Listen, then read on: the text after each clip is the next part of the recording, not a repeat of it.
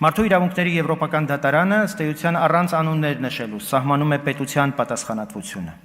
Իրավական, քաղաքական եւ բարոյական իմաստով սա նշանակում է մեկ բան.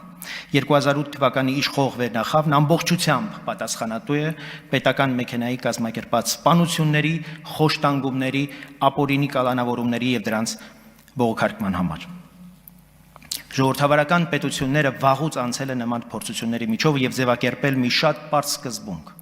Այն երկրները, որոնք առերեսվել են ժողովրդավարության, սահմանադրական կարգի եւ պետական հիմքերի դեմ գործած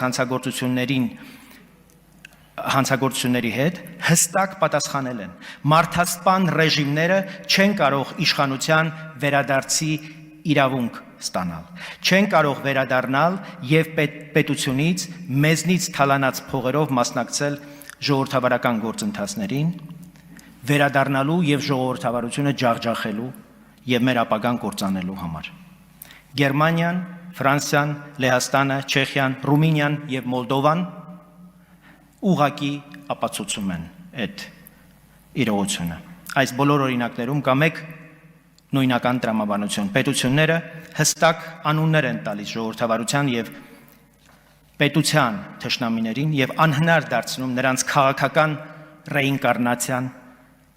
եւ ռեաբիլիտացիան։